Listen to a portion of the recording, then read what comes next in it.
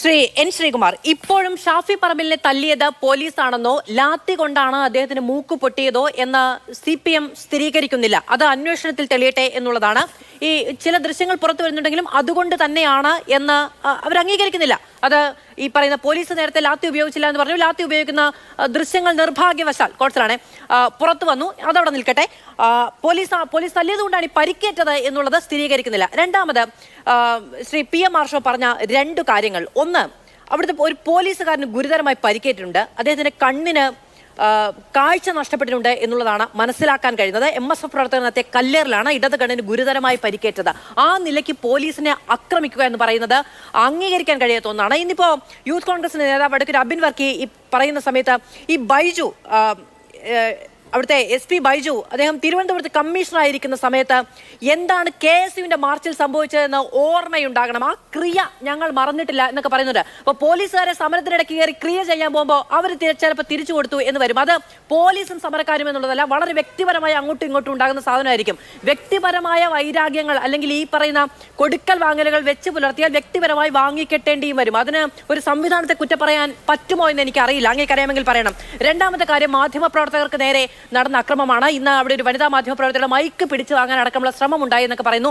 ഇജാതി പരിപാടികൾ കൊണ്ട് സമരത്തിന് പോകുന്നത് എങ്ങനെയാണ്? നോക്കൂ ശ്രീമതി മാധു, ഈ മാധ്യമപ്രവർത്തകർക്കെതിരായുള്ള അതിക്രമം പാർട്ടി പ്രവർത്തകരുടെ ഭാഗത്തുനിന്ന്, ഏത് പാർട്ടി പ്രവർത്തകരുടെ ഭാഗത്തുനിന്ന് ഉണ്ടായാലും അതാരും അംഗീകരിക്കില്ല. പക്ഷേ എന്തായാലും UDF അല്ലെങ്കിൽ കോൺഗ്രസ് നേതൃത്വമോ മാധ്യമപ്രവർത്തകർക്ക് ഒരു തരത്തിലുള്ള വിലക്ക് ഏർപ്പെടുത്തിയിട്ടില്ല. അവർക്കെതിരെ കേസെടുക്കാറില്ല. ഭരിക്കുമ്പോൾ സെക്രട്ടേറിയറ്റിൽ അവർക്ക് കടന്നുകയെല്ലാം അവരുടെ ഒരു ജോലിയും തടസ്സപ്പെടുത്താറില്ല. അപ്പോൾ അത് വേറൊരു രീതിയാണ്. അതവിടെ നിൽക്കട്ടെ.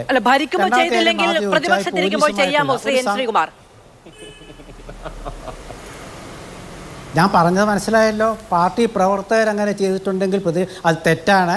പക്ഷേ ഭരണത്തിലിരിക്കുമ്പോഴാണല്ലോ മാധ്യമപ്രവർത്തകരുടെ ജോലി ഒരു സംഘടന ഒരു മുന്നണി തടസ്സപ്പെടുത്തുക. അതെന്തായാലും തടസ്സപ്പെടുത്തിയിട്ടില്ലല്ലോ. ഒരു മാധ്യമപ്രവർത്തകർക്കെതിരെ വാർത്ത കൊടുത്തതിൻ്റെ പേരിൽ UDF ഭരിക്കുമ്പോൾ കേസെടുത്തിട്ടില്ലല്ലോ. അതൊക്കെ ഇപ്പോഴാണല്ലോ നടക്കുന്നത്. ജോലി തടസ്സപ്പെടുത്തലല്ലേ? പാർട്ടി പ്രവർത്തകരുടെ ഭാഗത്തു നിന്നുണ്ടായാൽ തെറ്റാണെന്നല്ലേ പറഞ്ഞത്. ഞാൻ നേതൃത്വത്തിൻ്റെ ആരും പാർട്ടി പ്രവർത്തകരുടെ രണ്ടായിട്ടാണ് പറഞ്ഞത്. രണ്ട് ശ്രദ്ധിക്കണം.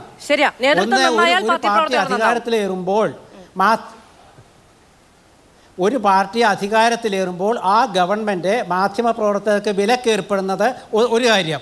ഒരു സംഘർഷത്തിനിടയ്ക്ക് പാർട്ടി പ്രവർത്തകർ മാധ്യമപ്രവർത്തകരെ ആക്രമിക്കാൻ ശ്രമിക്കുന്നത് വേറൊരു വശം. ഇത് രണ്ടും നമ്മളുടെ വ്യത്യാസമാണ് ഇവിടെ പറഞ്ഞത്. അത് മാത്രം മനസ്സിലാക്കാണെന്ന് ഞാൻ വിചാരിക്കുന്നു. രണ്ടാമത്തെ കാര്യം, ഇവിടെ നമ്മുടെ എനിക്ക് എക്കോ വരുന്നുണ്ട്. ഇവിടെ ശ്രീ ആർഷോ ഇവിടെ പറയുന്നൊരു കാര്യമുണ്ട്. അതായത് സ്വീകാര്യത നഷ്ടപ്പെട്ട യൂത്ത് കോൺഗ്രസ് നേതാക്കൾ എന്നൊരു വാചകം അദ്ദേഹം ഉദ്ദേശിച്ചു. അദ്ദേഹം പറഞ്ഞു, വടകരയിലെ ശ്രീ ഷാഫി പറമ്പിൽ എങ്ങനെയാണ് സ്വീകാര്യത വർദ്ധിപ്പിച്ചത്? അവിടുത്തെ CPMൻ്റെ കേന്ദ്ര കമ്മിറ്റി അംഗമായ ഒരു മുഖ്യമന്ത്രി സ്ഥാനാർത്ഥിയായിട്ട് CPMലെ ഒരു വിഭാഗം കരുതിയ, പിന്നീട് നടക്കാതെ പോയ വനിതാ നേതാവ് KK ശൈലജ ടീച്ചറെ അവിടെ 1.5 ലക്ഷം വോട്ടുകൾക്ക് തോൽപ്പിച്ചു. അപ്പോൾ അവിടെ സ്വീകാര്യത വർദ്ധിക്കുകയാണോ കുറയുകയാണോ ചെയ്തതെന്നുള്ളത് നമുക്ക് എല്ലാവർക്കും വിലയിരുത്താം. രണ്ടാമത്തെ കാര്യം, യൂത്ത് കോൺഗ്രസ് പ്രസിഡൻ്റ് ആയിരിക്കെ ശ്രീ രാഹുൽ മാങ്കൂട്ടത്തിൽ പാലക്കാട്ട് മത്സരിച്ചു. അവിടെ 18,000 വോട്ടുകൾക്ക് CPMനെ 3ാം സ്ഥാനത്ത് എത്തിച്ചു.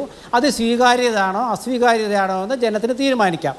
മൂന്നാമത്തെ കാര്യം, യൂത്ത് കോൺഗ്രസും അതുപോലെ കേരളത്തിലെ UDFും കോൺഗ്രസും ഒക്കെ കുറച്ചു കാലമായിട്ട് ഒരു പ്രത്യേക രാഷ്ട്രീയ നിലപാടെടുത്തിട്ടുണ്ട്. ആ നിലപാട് എന്താണെന്ന് വെച്ചാൽ, ഇന്നത്തെ യുവതലമുറയെ കണ്ടുകൊണ്ട്, പഴയ കാലത്തെ തലമുറയല്ല, ഇന്നത്തെ യുവതലമുറയെ കണ്ടുകൊണ്ട് അവർക്ക് സ്വീകാര്യമായ രീതിയിൽ ഒരു രാഷ്ട്രീയം അവർ കൊണ്ടുവരുന്നുണ്ട്. ആ രാഷ്ട്രീയത്തിൽ വളർന്നു വരുന്ന നേതാക്കളാണ് ഷാഫി പറമ്പിലിൻ്റെ നേതൃത്വത്തിലുള്ള യൂത്ത് കോൺഗ്രസ് വിഭാഗം. അത് കഴിഞ്ഞ ഒരു 8-9 വർഷമായിട്ട് CPM ഭരണത്തിൽ അവർ കൂടുതൽ മെച്ചപ്പെട്ട പ്രകടനം കാഴ്ചവെച്ച് അവർ മുന്നോട്ട് പോകുന്നു. അതുകൊണ്ടാണ് അവർക്ക് സ്വീകാര്യത വർദ്ധിക്കുന്നത്. ഷാഫി പറമ്പിലിന്റെ നേതൃത്വത്തിൽ യൂത്ത് കോൺഗ്രസിൽ വേറെ വിഭാഗമുണ്ടോ? അദ്ദേഹം യൂത്ത് കോൺഗ്രസിന്റെ സംസ്ഥാന അധ്യക്ഷ പദവി ഒഴിഞ്ഞിരുന്നു. നോക്കൂ മാധു, ഞാൻ പറഞ്ഞതിൻ്റെ വാക്കുകളെ പിടിച്ച് പറയണ്ട. ഞാൻ പറഞ്ഞത് LDF ഭരണം വന്ന ശേഷം എന്ന് ഞാൻ പറഞ്ഞിട്ടുണ്ട്.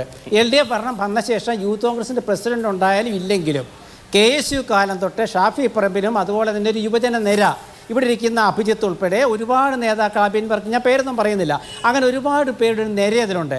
അങ്ങനെ ഒരു നിര യൂത്ത് കോൺഗ്രസിൽ വളരുന്നത് ഈ 1960-കളിൽ കണ്ടൊരു പ്രതിഭാസമാണ്. AK ആന്റണിയുടെയും ഉമ്മൻചാണ്ടിയുടെയും സുധീരൻ്റെയും കാലത്തുള്ള ഒരു പ്രതിഭാസം. അതാണ് ഇന്ന് വരുന്നത്. അതിൻ്റെ കാരണം എന്ന് വെച്ചാൽ ഈ CPM-ൻ്റെ തുടർഭരണം ഉണ്ടാക്കുന്ന ചില പ്രശ്നങ്ങളാണ്. അപ്പോൾ അങ്ങനെ വരുമ്പോൾ ആ ഒരു തലമുറ CPM-ൽ വളരുന്നില്ല. അങ്ങനെ വളരാത്തതിൻ്റെ പ്രധാനപ്പെട്ട കാരണം അവർക്ക് തുടർഭരണം കിട്ടുമ്പോൾ അവിടുത്തെ യുവജന നേതൃത്വം മരവിച്ചിരിക്കുന്നതുകൊണ്ടാണ്. ആ മരവിപ്പ് അവർക്ക് മാറണമെങ്കിൽ അവർ പ്രതിപക്ഷത്ത് വരണം. ഇപ്പം അവരെ ചെയ്യുന്നത് എങ്ങനെയാണെന്ന് വെച്ചാൽ ഒരു പോലീസ് സംരക്ഷണത്തിൽ എന്തെങ്കിലും ചെയ്യാൻ അവർക്ക് പറ്റുന്നുള്ളൂ. അത് മുഖ്യമന്ത്രിയുടെ നവകേരള യാത്ര കാലത്ത് നമ്മൾ കണ്ടതാണ്. പോലീസ് സംരക്ഷണയിൽ യൂത്ത് കോൺഗ്രസിനെ ആക്രമിക്കുക, അതൊരു പോലീസ് സംരക്ഷണത്തിൻ്റെ ഭാഗം അവർക്ക് വേണം. മറിച്ച് ഇപ്പുറത്തെ അങ്ങനെയല്ല. ഇപ്പുറത്തെ എന്താ വെച്ചാൽ നേരിട്ട് പോലീസിൻ്റെ അതിക്രമം അവർക്കെതിരെ ഉണ്ടായാലും ഇല്ലെങ്കിൽ അവർ വീണ്ടും വരികയാണ്. അപ്പോൾ ഇവരെന്താ പറയുന്നത്? ഷോ. എന്തുകൊണ്ടാണ് ഇതുപോലെ ഷോ DYFIക്ക് നടത്താൻ പറ്റാത്തത്?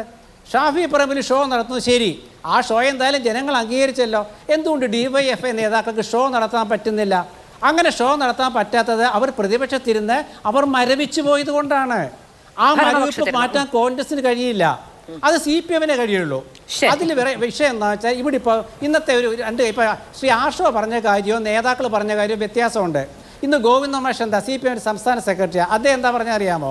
അതായത് ഒരു സംഘർഷമുണ്ടായാൽ ഇങ്ങനെയൊക്കെ സംഭവിക്കുമെന്നും പറഞ്ഞുകൊണ്ട് അത് നേരിടാനുള്ള തൻ്റെ ഇടം വേണം. അതാണ് ഗോവിന്ദ മാഷ് പറഞ്ഞത്.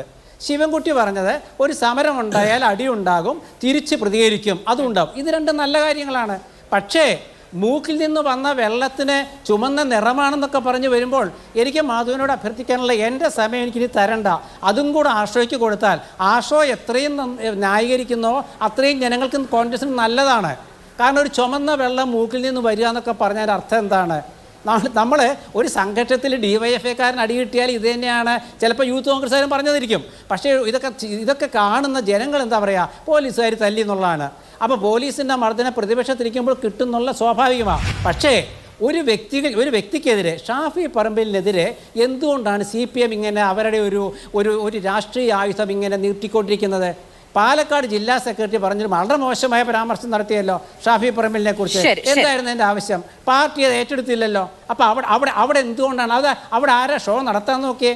ജില്ലാ സെക്രട്ടറി ഷോ നടത്താൻ നോക്കിയിട്ട് പാർട്ടിക്ക് പോലും ഏറ്റെടുക്കാൻ പറ്റിയില്ല. ഇനി മറ്റൊരു കാര്യം, DYFI ഇപ്പോഴത്തെ അവസ്ഥ എന്താ?